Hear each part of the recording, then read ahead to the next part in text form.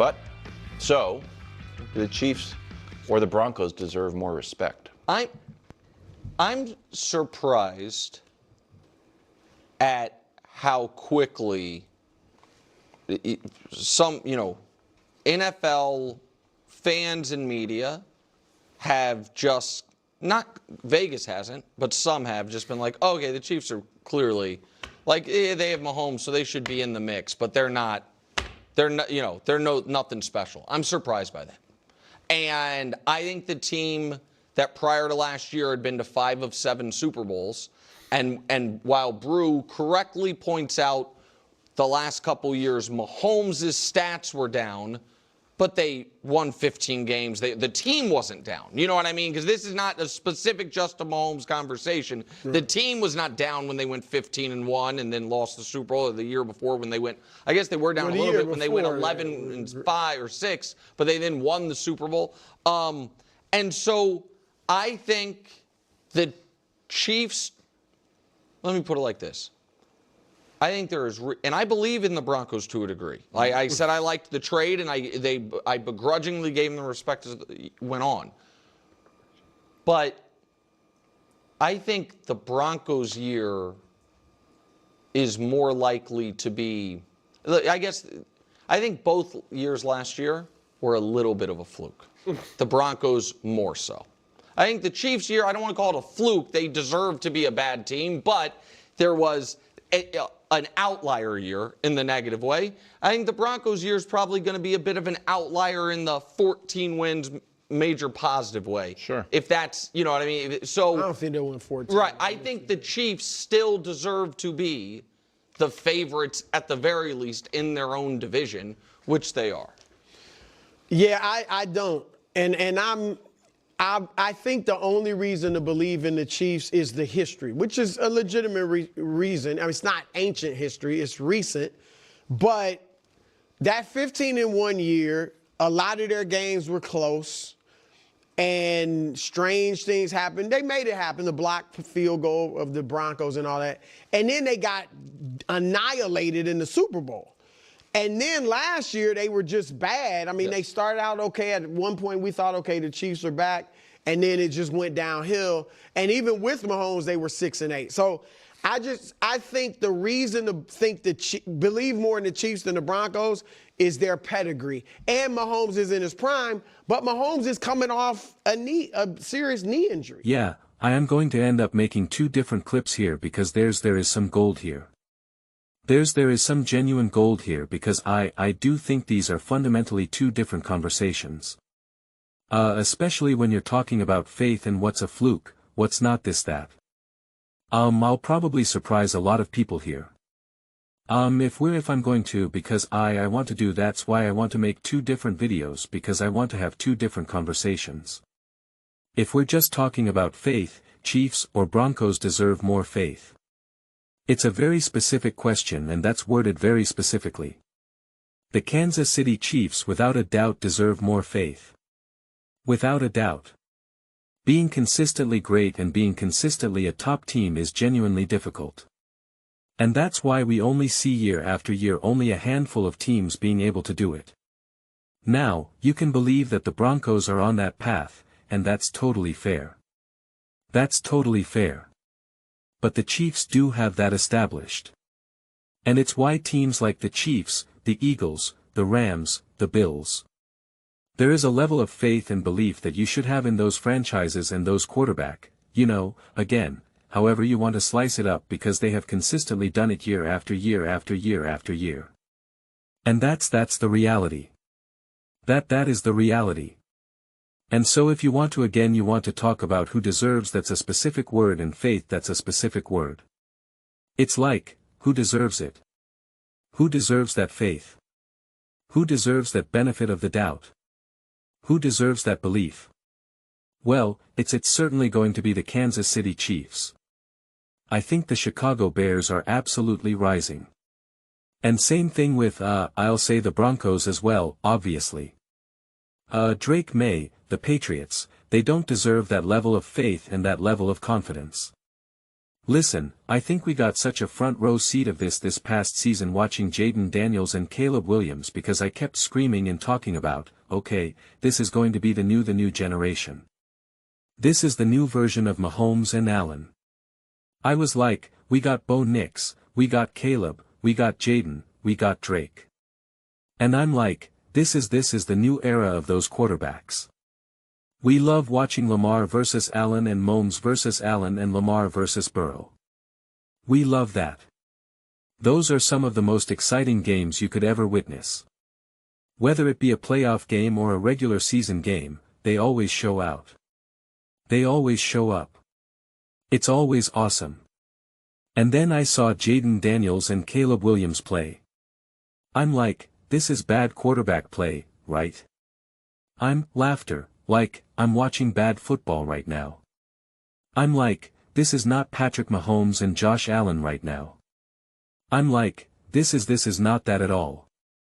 And for me it was really kind of like a reminder of like I am the one that preaches all the time that part of being truly great, truly being elite is your level of consistency, is your ability to consistently do it. That the peak of Dak Prescott could theoretically be the same level of peak of Patrick Mahomes. Not saying it is, but it could be. But it's Patrick Mahomes' ability to consistently do that is what TR is really the biggest separator than of him and say like a DACK or something. And it's the same way with teams as well. Now teams are interesting because they're always evolving and changing. The roster is obviously always evolving and changing. Maybe you're getting new coaches, you're losing coach, whatever it may be.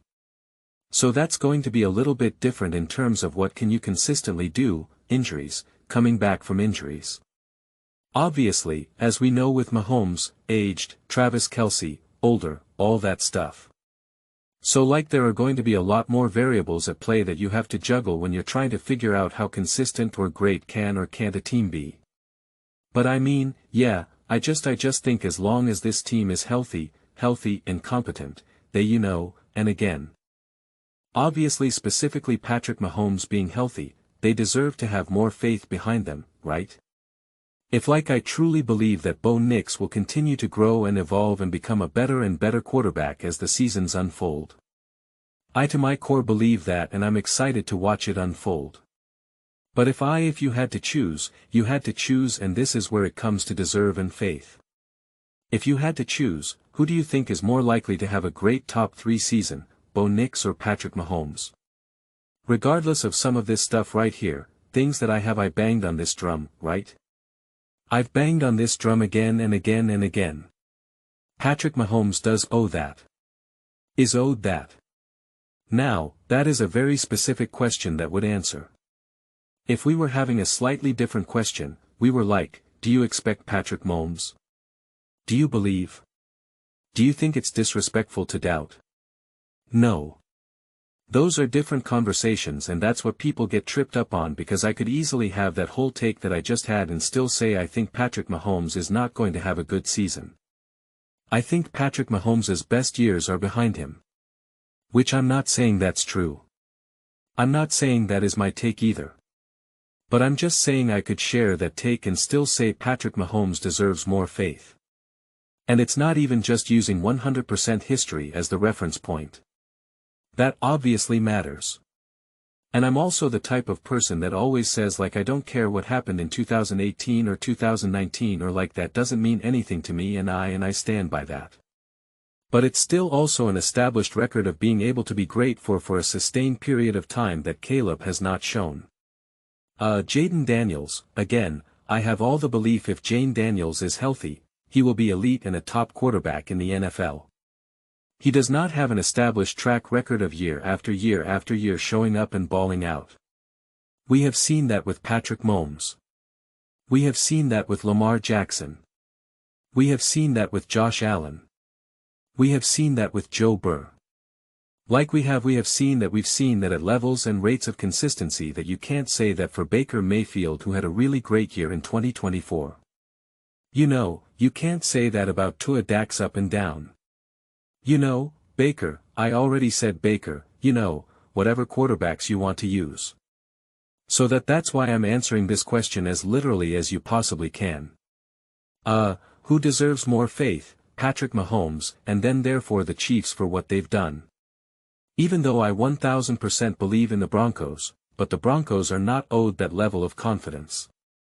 Just like how I felt that the Broncos were clearly an elite team last season, were clearly a top team.